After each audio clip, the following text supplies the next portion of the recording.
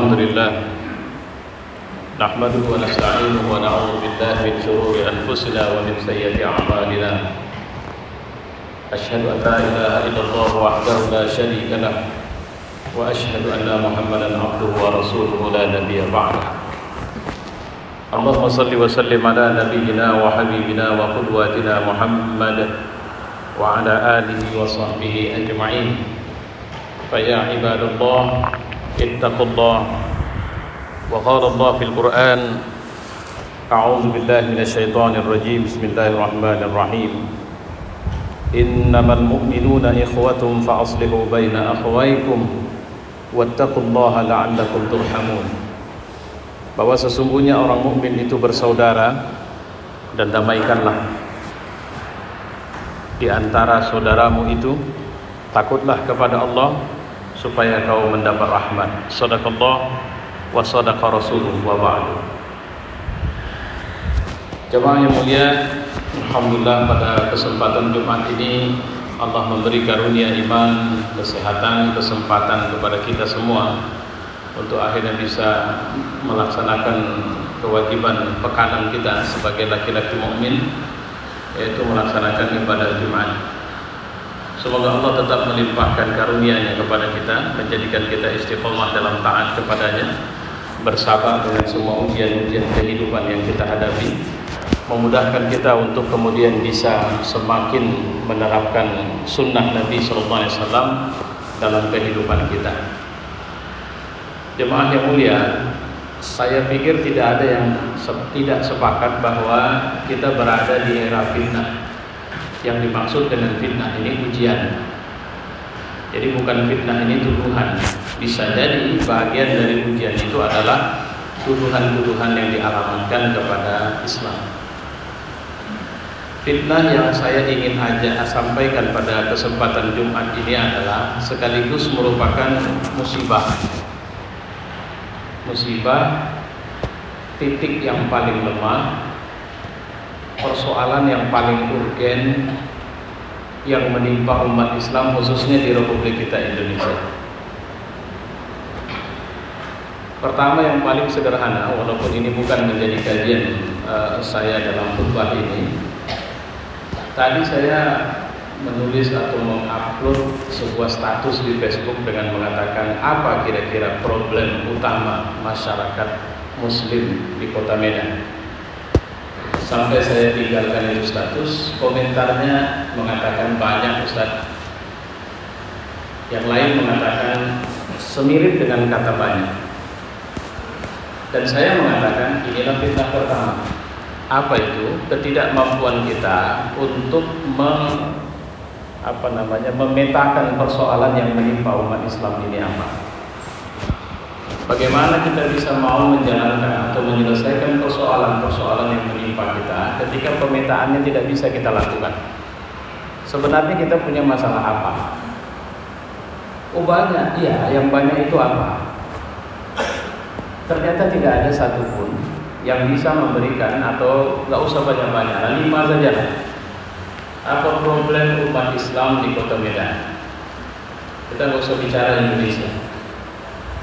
Bagaimana kita bisa mengerjakan satu masalah atau menyelesaikan satu masalah ketika masalahnya kita tidak tahu apa? Kalau begitu, bisakah kita katakan bahwa problem umat Islam di Kota Medan yang pertama adalah umat Islam itu sendiri? Maksudnya adalah umat Islam tidak memiliki kemampuan untuk mendefinisikan dirinya. Siapa dia di Kota Medan? Orang-orang seperti ini terkadang dia lupa bahwa dia sedang pada posisi duduk. Dia lupa bahwa dia pada posisi berbaring. Mereka mudah terjebak pada situasi emosional yang akibatnya padahal mereka tahu betul emosi itu tidak bisa menyelesaikan persoalan. Ada satu peristiwa, terjadi satu masalah yang kita lihat bersama-sama. Dulu saya pernah dan suka membaca tulisan Cak Nun tentang orang-orang yang memikirkan bagaimana mengentaskan kemiskinan di negeri ini.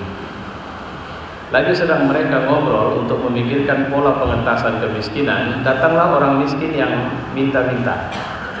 Pak, izin Pak, saya lapar. Lantas mereka yang duduk ini saling membahas. Inilah persoalan besar kita itu. Sampai semiskin ini lelah untuk menunggu dan meninggalkan mereka. Mereka belum selesai untuk membahas atau menyelesaikan atau mencari tahu apa solusi dari pengentasan kemiskinan itu. Ketika ada ular besar masuk ke dalam rumah kita, apakah persoalan besarnya adalah untuk membicarakan panjang ular itu, besar ular itu, berbisa atau tidak berbisa? Sementara ular itu terus berjalan dalam rumah kita dan kita menjauh dan semakin menjauh, tapi semuanya terus meneriakkan kata-kata bahwa ular ini harus dibunuh, tapi tidak ada satupun mengambil inisiatif untuk membunuhnya. Itu yang saya katakan tadi, bahwa sebenarnya cobalah membangun definisi atau membangun atau mereposisi kita kembali atau mendekonstruksi, kalau bahasa keren, posisi kita sebenarnya siapa. Atau mungkin saya bisa bantu untuk mengatakan bahwa deskripsi gambar umat Islam sekarang ini kayaknya nggak gambar orang lagi. Jadi kalau kita disuruh menggambar, cobalah gambar dirimu dan coba sesuaikan dengan, jika memang ada satu masalah dan itu adalah dosa atau sesuatu yang mengganggu hubungan interaksi sosialmu, maka buatlah noda merah di bahagian itu, misalnya di bahagian tanganmu, di bahagian matamu, di bahagian mulutmu. Maka saya khawatir yang nampak bukan lagi gambar manusia, tapi warna yang saling tumpang tindih yang kita tidak tahu lagi siapa di balik warna itu sebenarnya. Inilah yang pelan-pelan harus kita pulangkan, dan tidak ada cara kecuali kalau kita ingin mendefinisikan diri sebagai muslim, maka pulanglah kepada sumber Islam. Dan sumber Islam yang tidak ada kegaduhan ketika kita pulang kepadanya yaitu Al-Quran.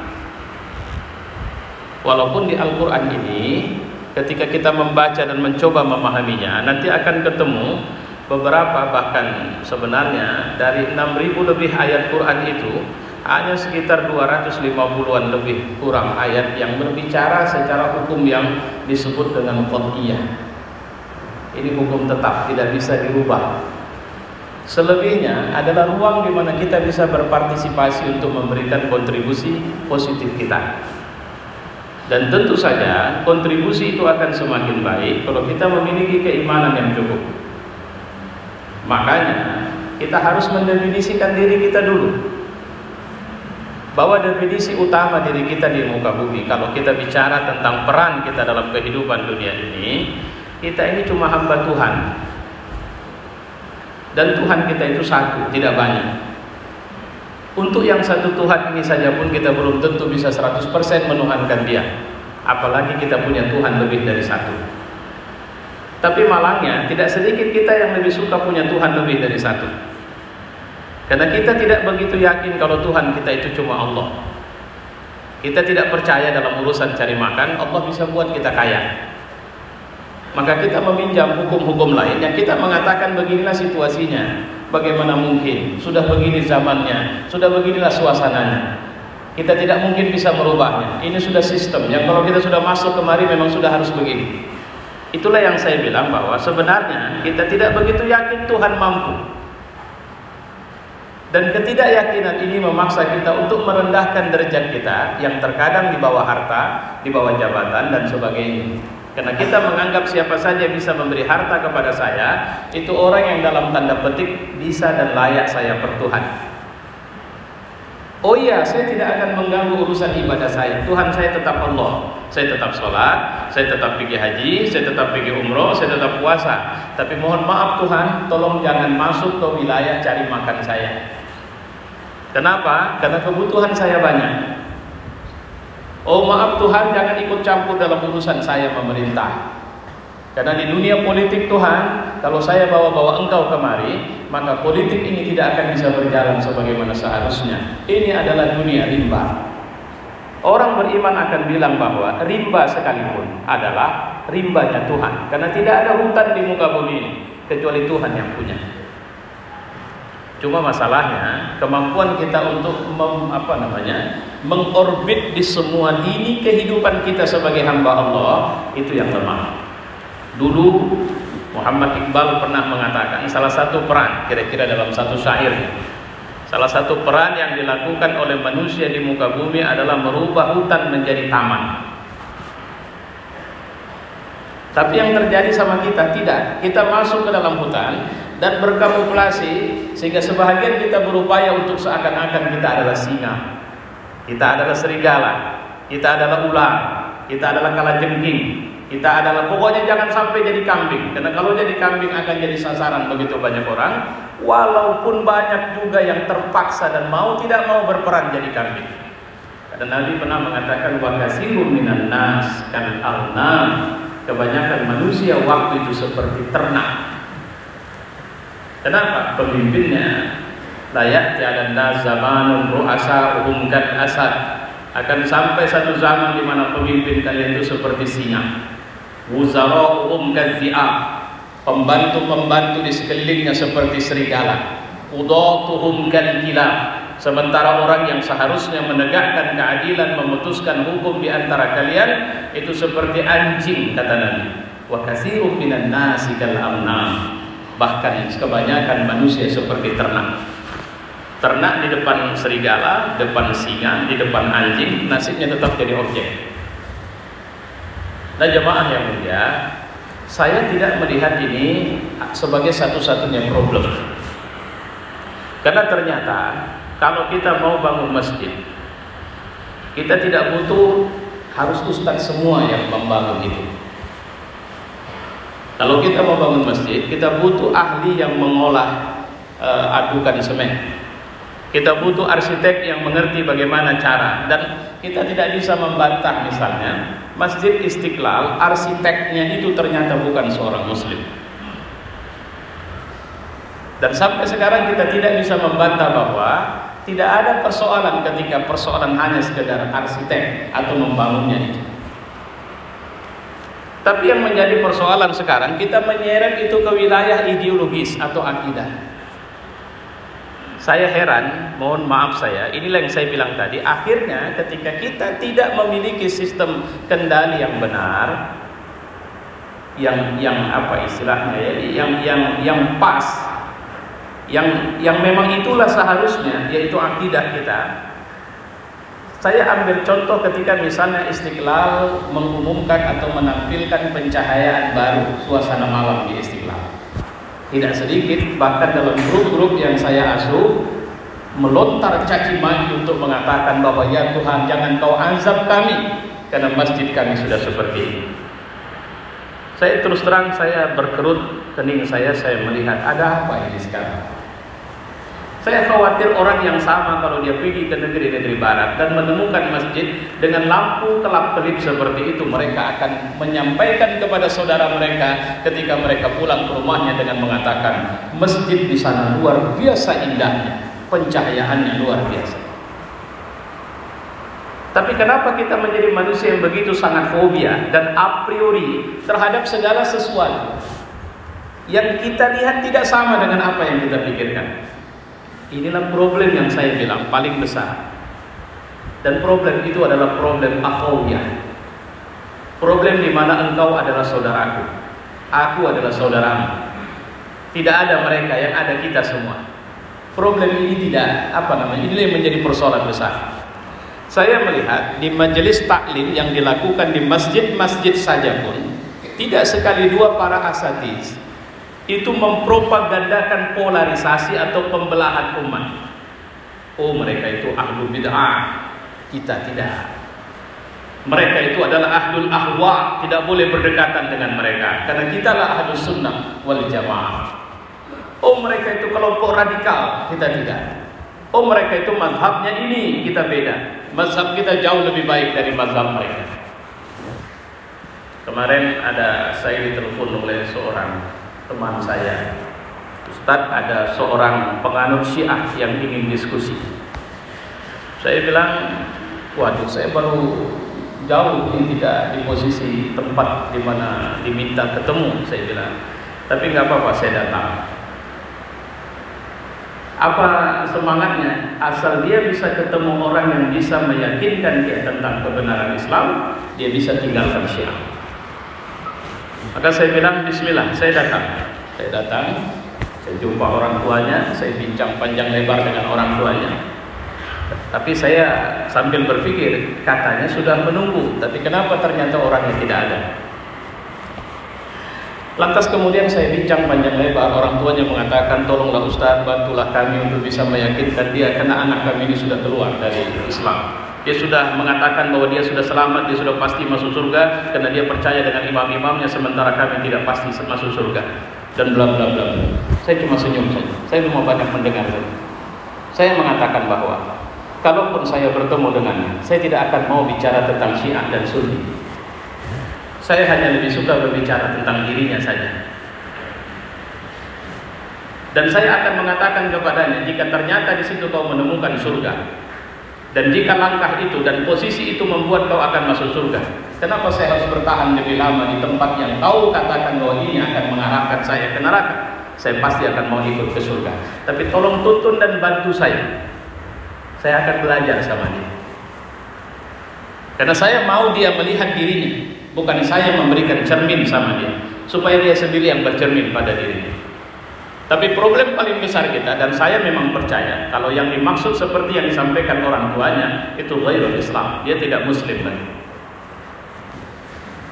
Cuma yang menjadi persoalan adalah ketika bapak atau kita melihat seorang itu berpakaian atau berbeda dengan kita sering melihat bahwa kita lebih baik dari dia, atau kita lebih hebat dari dia, atau tidak ada yang lebih baik dari kita.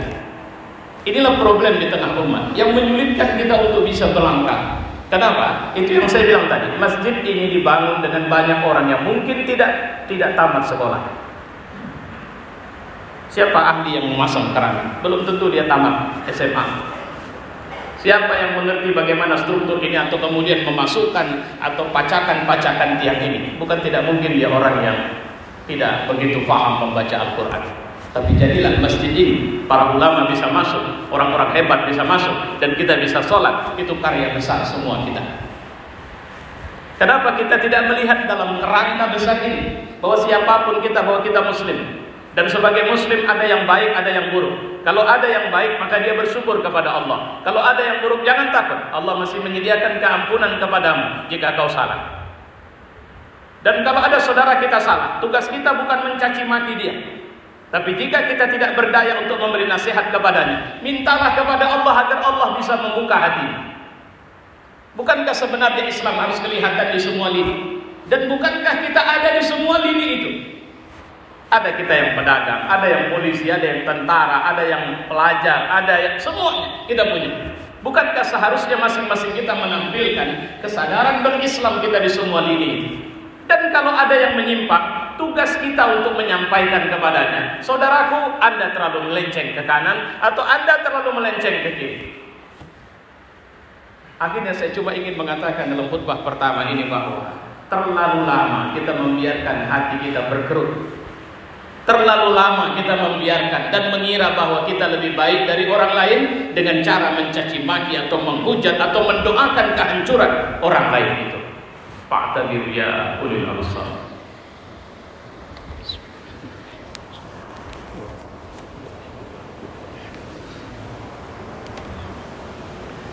Alhamdulillah, nusalli wa sallim ala nabiyyina wa habibina wa qudwatina Muhammad wa ala alihi wa sahbihi ajma'in.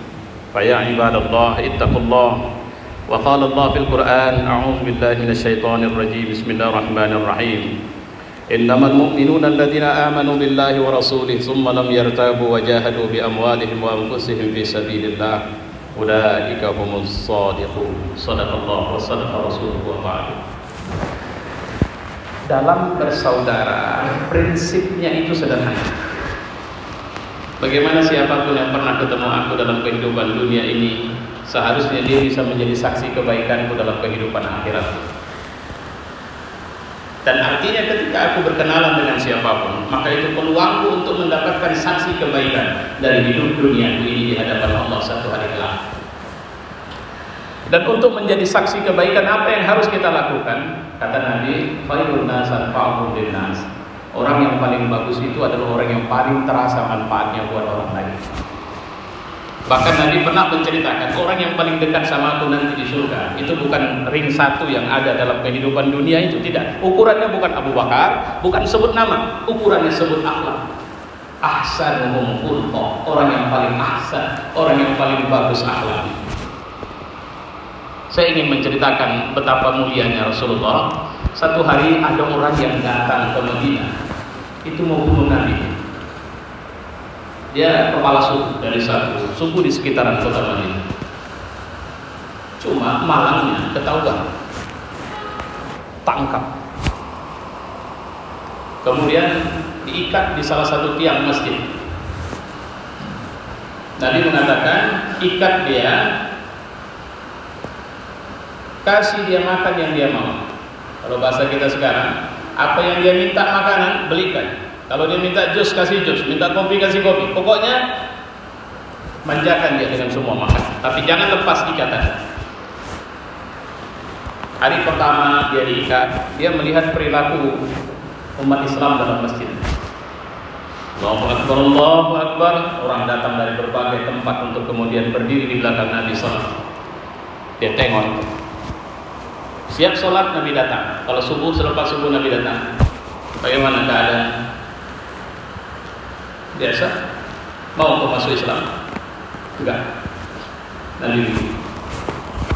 Besok datang lagi, Nabi tanya dengan pertanyaan yang sama. Mau masuk Islam? Tidak. Nabi begini.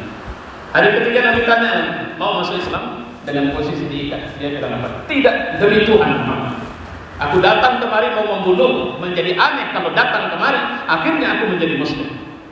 Nabi senyum. Nabi bilang, buka tali. Dibuka. Ambilkan kuda terbaik, pelanai, kasih bekal sama dia supaya dia bisa pulang hari ini. Orang semua heran. Para sahabat juga heran, dan dia paling heran. Maksudmu ya Muhammad, kau bebas. Aku, iya, kau pulang. Lantas dia jalan pelan-pelan, dia tengok kanan, tengok kiri, karena sahabat sudah mendengar Rasul memerintahkan dia pulang. Tak ada yang mengganggu.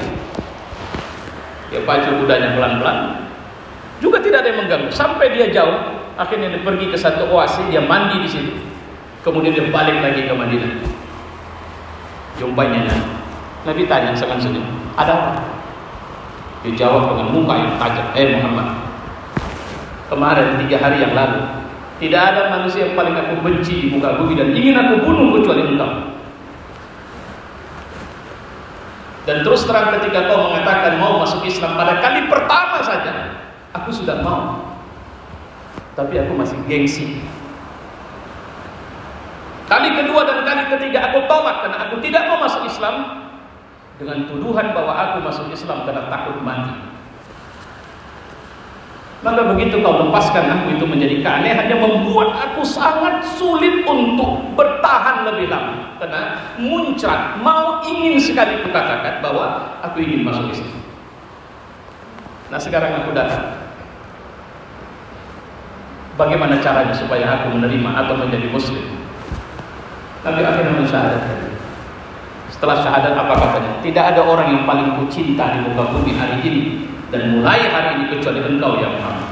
Dan tidak ada agama yang paling kucinta setelah ini kecuali Islam. Apa yang membuat dia berubah? Apa Nabi yang tausiah? Tidak. Apa Nabi dengar dia, Nabi artinya melakukan? Tapi apa ini? Akhlak. Itu yang hilang dari kita. Akhlak. Akhlak pemimpin kepada rakyat, akhlak ulama kepada murid, akhlak orang tua kepada anak, akhlak guru kepada akhlak. Orang ketika memiliki kekuasaan dia mengira dia bisa buat segala hal. Akhlak. Ketika orang sangat tidak berdaya, Nabi pernah mengatakan kepada 2 sahabat atau 3 sahabat yang menginterogasi dengan memukul seorang kafir Quraisy dan mengatakan, jangan lakukan itu. Karena kau tidak akan mendapat pengakuan kecuali kepalsuan darinya. Dan aku tidak mau melihat kalian interogasi lagi dengan cara seperti ini. Akhlak. Bahkan akhlak dalam ukhuwah kita lihat. Mohon maaf, semoga Allah menjaga kita untuk tetap bersaudara. Dan kalaupun kita tidak bisa menjangkau saudara kita, doakan kebaikan untuknya. Minimal di hadapan Allah kita bisa bilang, Tuhan, aku tahu dia zalim, aku tahu dia tidak benar, aku tahu dia tidak jujur, aku tahu dia kurang ajar, dan aku tidak berdaya memberi nasihat kepadanya. Maka aku minta kepadamu agar kaulah yang mengajuk hatinya supaya dia bisa berubah jadi baik. Itulah yang kulakukan ketika aku tidak berdaya untuk berdakwah atau mendakwahinya secara langsung. Ya Rabbal Alamin. Wa'lam anna Allah qala fil Qur'an inna Allah malaikatahu yusalluna 'alan nabi ya ayyuhalladzina amanu sallu 'alaihi wa sallimu taslima. Allahumma salli wa sallim ala Muhammad wa ala ali Muhammad kama sallaita ala Ibrahim wa ala ali Ibrahim wa barik ala Muhammad wa ala ali Muhammad kama barakta ala Ibrahim wa ala ali Ibrahim fil 'alamin innaka Hamidum Majid. اللهم اغفر للمؤمنين والمؤمنات والمسلمين والمسلمات الأحياء منهم والأموات. ربنا آتنا في الدنيا حسنة وفي الآخرة حسنة وقنا عذاب النار. عباد الله إن الله يأمر بالعدل والإحسان وإيتاء ذي القربى وينهى عن الفحشاء والمنكر والبغي يعظكم لعلكم تذكرون فاذكروا الله العظيم يذكركم واشكروه على نعمه يزدكم ولذكر الله أكبر.